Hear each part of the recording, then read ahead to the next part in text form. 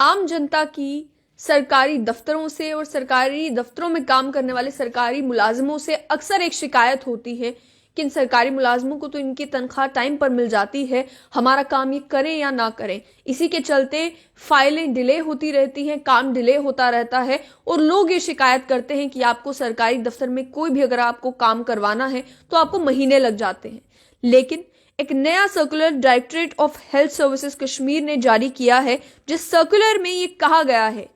कि वो एम्प्लॉयज जिनका काम अनसेटिस्फैक्ट्री पाया जाएगा उन्हें उनकी मंथली तनख्वाह नहीं मिलेगी। ये कहा गया कि इंस्ट्रक्शंस हायर अथॉरिटीज के थ्रू जारी की गई हैं कि सैलरी बिल्स जिसे ड्राइंग एंड डिसबर्सिंग ऑफिसर ने प्रोसेस करना है, उन एम्प्लॉयज के मामले में इन सैलरी बिल्स को प्रोसेस ना किया जाए जिनका मंथली वर्क डन अनसेटिस्फैक्ट्री पाया जाता है, और इसे इवैल्यूएट करने का काम कि जो काम किया गया है वो सेटिस्फैक्ट्री है भी या नहीं, ये काम हेड ऑफ डिपार्टमेंट को सौंपा गया है। एक और चीज जो जानना बड़ा जरूरी है वो ये कि जो सेक्शन हेड्स होंगे directorate of health services Kashmir के, उनको ये कहा गया है कि वो monthly work done statement employees की,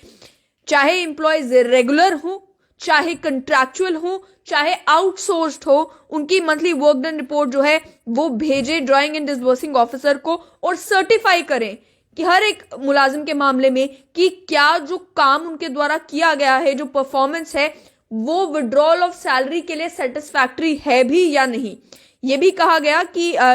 कोई भी सैलरी ऐसे मुलाजिमों को नहीं दी जाएगी जिनका काम अनसेटिस्फैक्ट्री माना जाएगा। अब ये रेगुलर मुलाजिमों के लिए तो है ही, लेकिन साथ ही में वो लोग जो कॉन्ट्रैक्चुअल बेसिस पर काम कर रहे हैं और आउटसोर्स वर्कर्स भी हैं, उनके मामले में भी यही कानून जो है वो लागू होगा। उनकी भी monthly work done reports check की जाएंगी। अगर उनका काम सेटिस्फैक्ट्री पाया जाएगा तभी जाकर उनकी सैलरी बिल्स आगे ड्राइंग एंड डिसबर्सिंग ऑफिसर को भेजे जाएंगे और वो प्रोसेस होंगे और उन्हें उनकी तनख्वाह मिलेगी। अगर हेड ऑफ डिपार्टमेंट ये कहता है कि ये मुलाजिम जो है ये आता तो था दफ्तर में लेकिन कोई कंट्रीब्यूशन उनका डिपार्टमेंट में नहीं है, तो उस मामले में सैलरी नहीं दी जाएगी, ऐसा इस सर्कुलर में कहा गया है।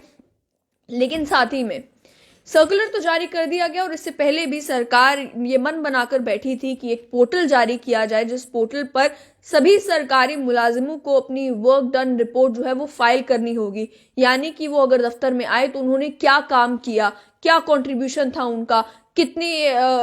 फाइल्स उन्होंने प्रोसेस की, अगर बाकी मुलाजिमों के मामले में जो उनका पर्टिकुलर काम है उसके मामले में क्या प्रोग्रेस उनके प्रोजेक्ट्स में आगे हुई है उस समय में जिस समय में वो काम पर थे। तो ये वर्क डन रिपोर्ट फाइल करने के लिए तो सरकारी मुलाजिमों को भी कहा जाएगा, लेकिन अभी तक वो पोर्टल बनकर तैयार नहीं हुआ है। ऐसे में कहा यह जा रहा है कि हेड ऑफ डिपार्टमेंट सर्टिफाई करेंगे, वो इवैल्यूएट करेंगे कि किसी ने काम किया है या नहीं किया है। लेकिन यहां पर बहुत ज्यादा जरूरी है सरकार को यह भी मालूम होना कि कई सारे केसेस ऐसे भी जम्मू कश्मीर में देखे जाते हैं। और हेल्थ डिपार्टमेंट की अगर बात की जाए, गवर्नमेंट मेडिकल कॉलेज जम्मू में ऐसे इंसिडेंट्स देखने को मिले जहां पर जिस समय कोविड-19 पीक पर था तो कुछ डॉक्टर्स ने अगर वॉइस उठाई इस पर कि जो कोविड-19 से लड़ने के लिए स्ट्रैटेजीज अपनाई जा रही हैं उन स्ट्रैटेजीज में कुछ बदलने की जरूरत है, नई रिसर्च के अकॉर्डिंगली कुछ मॉडिफाई करने की जरूरत है, कुछ चेंजेस करने की जरूरत है। तो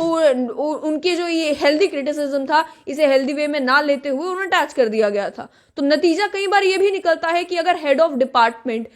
अपने वेज में ही set in his old ways और कोई भी मुलाजिम अगर चाहता है कि वो नई इनोवेशन लाए, नए कदम उठाए, डिपार्टमेंट को रिफॉर्म करने के लिए कुछ नया करना चाहे और हेड ऑफ डिपार्टमेंट के साथ अगर क्लैश हो जाता है तो ईगो क्लैश का नतीजा ये ना निकल जाए कि वो जो नया मुलाजिम होगा वो डिमोरलाइज हो जाए, उसकी तनख्वाह बंद हो जाए। तो ये भी बहुत ज्यादा जरूरी है, या तो क्रॉस चेक किया जाए कि जो मुलाजिम है वो अपनी वर्क डन रिपोर्ट क्या फाइल कर रहे हैं और हेड ऑफ डिपार्टमेंट क्या कह रहा है कि सच में उतना काम हुआ भी है या नहीं हुआ है। तो वो एक माध्यम बन सकता है जिसके जरिए एक ऑब्जेक्टिव वे में इवैल्यूएट किया जाए कि हर एक मुलाजिम की क्या परफॉर्मेंस है, क्या monthly performance up to mark है या monthly performance up to the mark नहीं है। और दूसरी बात ये भी देखने को मिलती है क्रॉस चेक करने के साथ साथ में